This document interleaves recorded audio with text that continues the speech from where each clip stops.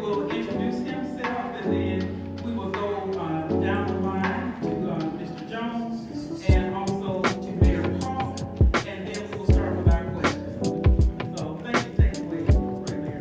Good morning, everyone. My name is Mayor Melvin D. Harper. I serve as mayor of the city of Ocilla, Georgia, where we are the southern soulful city and the sweet potato capital of the world. I'm also honored to say that we still to this day have one of the largest festivals and grandest parades that will take place on Saturday, October 20th. So in my endeavors throughout this walk on God's earth, I've had the ability to be on welfare when there was paper money in plastic coin. If you know about what I'm talking about. So my thing is this right here. What we try to do in the city of Douglas is we try to build lives. And that includes having real conversations, connecting on black people that we never connected with before, never worked with before. We have just 32 days ago hired a developer, an economic developer. That is information. Of course, y'all know that when you talk about development, in a rural area or city, that infrastructure is going to be key. And so the real conversation that I had to have in my Providence is that how for a number of years there was these organizations, people serving and making decisions and choices in rooms where others probably were not privy to, but didn't know what was happening, didn't know what was going on. Unfortunately, Johns Creek, Roswell area, we have to balance those, what I want to call healthy community taxation. You are in life, that's something for you. You don't want a single family home, you want condo, you want a townhome, you want an apartment yard. We have that, those things are available, and Clayton County becomes a destination for folks who want to. That's the nutshell. To answer your question. It sure is. I'm looking forward to it. Like, I would like personally. Besides the lottery, Most segregated days in America. We have to believe that economic development is for everybody. If I don't believe your economic policy or your community development policy, it's probably because you didn't invite me to the table. You didn't invite me to the table. So God invites everybody to the table. Invites everybody.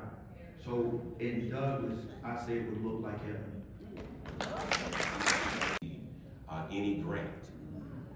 Then COVID hit. COVID happened to us, and there was a delay of paying bills, and so our major moneymaker, which is water utilities,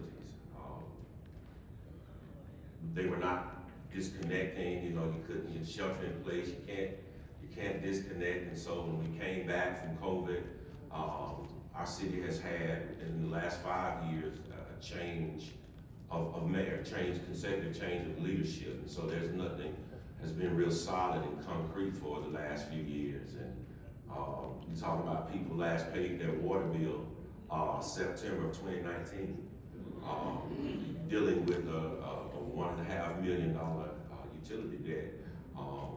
That my responsibility has been and currently is to get that money, because you can't do anything without money.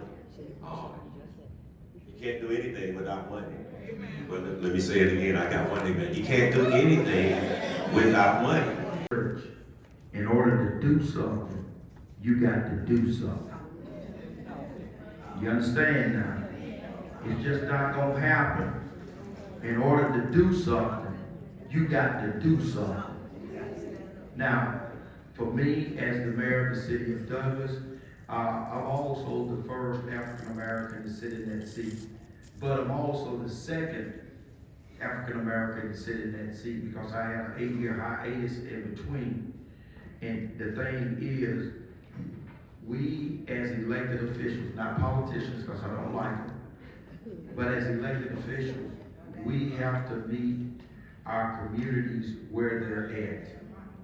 And sometimes that's a challenge because as elected officials, we feel as though the community has to do A, B, and C. But if I knocked on your door and asked you to vote for me, then you have the right and the privilege to knock on my door and call me to ask you to help you. I don't care what it is. You have that right.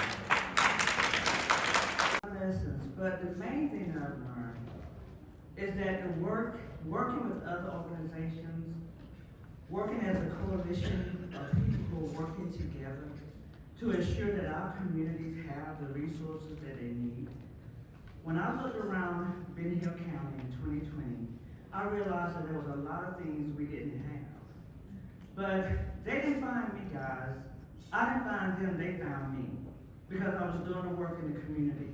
And then God sent us on an organization called Georgia Advancing Communities Together. Why am I there?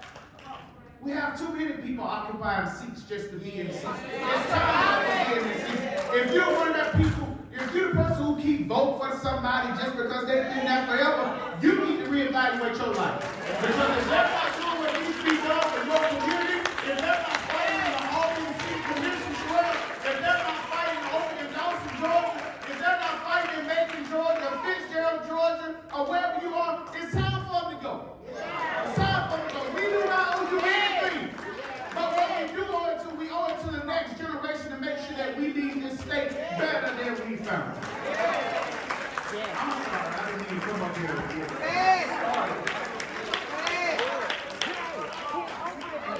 But if we don't get started, when is it going to start? That's right. I happened to be in Washington, D.C. this past week for the Congressional Black Caucus. And it touched my heart listening to our former Vice President speak. A woman of courage, a woman of class, a woman of status. And to think we surpassed that for that foolishness that we have. But anyway, get back on track. About a month ago, I had the honor of going to Ireland.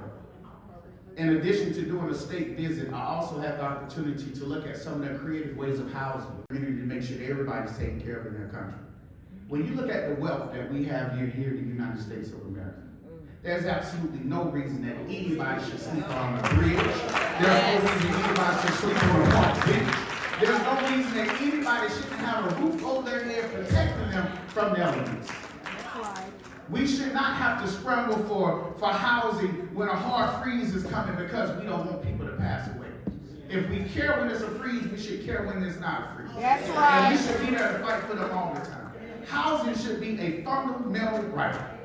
Just like education and just like healthcare. Housing is not something people should have to fight for. It should come simple. Now I do believe that folks work hard and they can get what they work. But like the gentleman said before, is if we know people are down and out, let's give them the opportunity to succeed. Let's help them find that job. Let's help them get that health care. Let's help them find them a home. Let's make sure they have food on the table. And let's understand their real challenges. Because how many of us out there passing out turkeys for Thanksgiving, but don't even ask folks if you have a stove to cook it in?